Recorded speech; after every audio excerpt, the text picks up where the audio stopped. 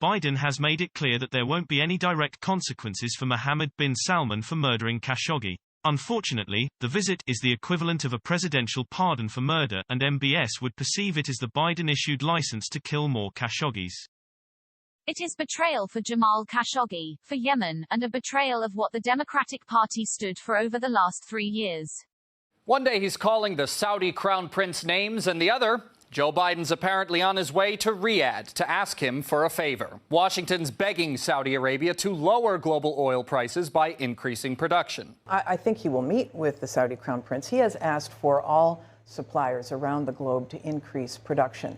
That includes OPEC, that includes our domestic oil and gas producers. He is asking for an increase like other leaders around the globe. Except Biden himself says he's not actually going to be meeting with the crown prince. I'm not going to Riyadh. I'm going to an international meeting. I guess you're going to be part of it. It should come as no surprise that there'd be confusion in Washington about where to stand on this. After all, the U.S. president's long had it out for Prince Salman's government, ever since the murder of Saudi dissident journalist Jamal Khashoggi in 2018. On the campaign trail, Biden promised he would pull no punches when it came to disciplining the Saudi pariah state. Khashoggi was, in fact, murdered and dismembered. And I believe in the order of the Crown Prince. We were going to, in fact, make them pay the price and make them, in fact, the pariah that they are. At the same time, the mainstream media looks like it's trying to help Biden safely backtrack on all the mean things he said about Prince Salman in the past. Articles about respecting each other's core interests and Biden needing Riyadh have become more and more common as of late. Following the trail of money and oil, though, and the real reason for Biden's 180 becomes crystal clear. In the near term, the companies have a very powerful market incentive. Prices are high, and their profit and profit margins are high, and what we are encouraging is that they take those and put those profits to work to increase production. How quickly Washington ditched its moral posturing once its feet were held to the fire. All of a sudden, Saudi Arabia's indiscriminate bombing campaigns in Yemen are of no interest to the United States. The same campaigns that have drawn international condemnation as war crimes and largely have relied on U.S. support. Goes without saying, human rights groups aren't exactly happy about those developments. There's a part of me that understands why, diplomatically, we've gotten to this point. But it's also frightening and enraging. Khashoggi's wife isn't exactly thrilled either.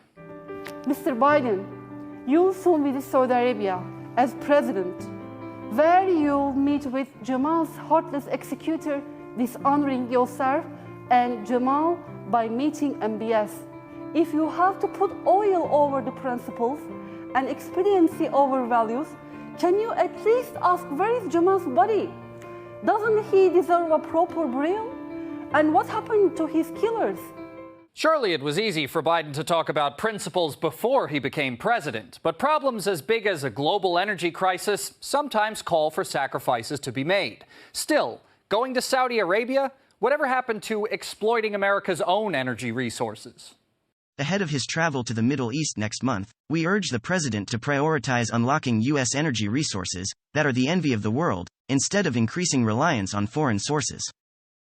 This administration is not looking to actual American oil companies like those in Texas, in Midland, Texas, the Keystone Oil Pipeline and the Dakotas in the United States that goes through Canada. All these things that the Biden administration shut down on day one. And so with all of these people, the millions of jobs that it costs, the gas prices soaring, Joe Biden is still going overseas to try to shift the blame to somebody else or to try to find reprieve somewhere else.